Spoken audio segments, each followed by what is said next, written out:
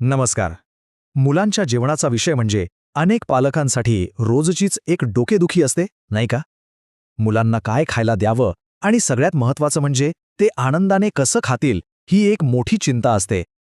चला तर मग आज आपण याच विषयावर काही सोपे आणि एकदम प्रभावी उपाय पाहणार आहोत. हो ना. मुलांना जेवण भरवणं हे कधी खरंच एक मोठं चॅलेंज वाटू शकतं. आपण इतक्या प्रेमाने बनवलेलं ताट तसंच राहतं, मुलं तोंड फिरवतात आणि मग आपली चिडचिड होते. पण काळजी करू नका, ही एक खूप सामान्य समस्या आहे जी जवळजवळ प्रत्येक घरात बघायला मिळते. ठीक आहे, चला यावर थोडं सविस्तर बोलूया.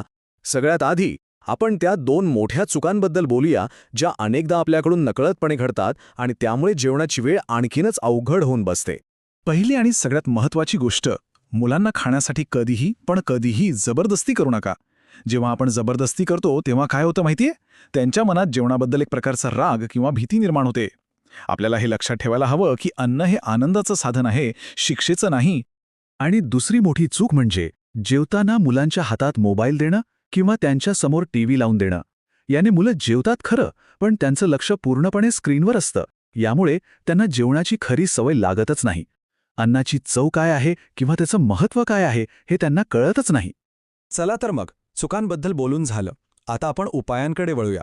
इथे 4 अशा चांगल्या सवयी आहेत ज्या जेवणाच्या वेळेला एका संघर्षातून एका आनंदी अनुभवात बदलू शकतात. तर या आहेत त्या 4 सोप्या सवयी. पहिली, मुलांना कमी प्रमाणात पण वारंवार जेवण द्या. ताट भरून दिलं की मुलांना दडपण येतं. दुसरं, जेवण थोडं रंगीत आणि आकर्षक बनवा. तिसरं, जेवणाची एक ठराविक वेळ ठरवा. आणि चौथी, जी सगळ्यात महत्त्वाची आहे, ती म्हणजे कुटुंबाने एकत्र बसून जेवा. कारण मुलं बघूनच शिकतात आणि चांगल्या वातावरणात त्यांना जेवायला आपोआपच प्रोत्साहन मिळतं. ठीक आहे, चांगल्या सवयींबद्दल तर आपण बोललो. पण मुलांना नेमकं खायला काय द्यावं जे पौष्टिकही असेल आणि ते आवडीने खातील? चला, असेच काही सोपे आणि आरोग्यदायी पर्याय पाहूया. इथे काही उत्तम पर्याय आहेत. आपलं साधं डाळ भात जे पचायला हलकं आणि पौष्टिक असतं.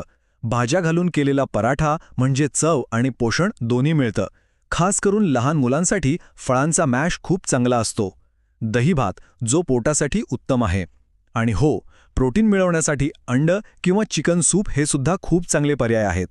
तर मग आपण पाहिलं की थोडेसे बदल आणि योग्य सवयी लावल्या तर मुलांच्या जेवणाचा प्रश्न किती सोपा होऊ शकतो. आता जाता जाता एक विचार करण्यासारखा प्रश्न आहे. जी जेवणाची वेळ अनेकदा तणावाची वाटते, तिला दिवसातील सर्वोत्तम कौटुंबिक वेळ कशी बनवता येईल? यावर नक्की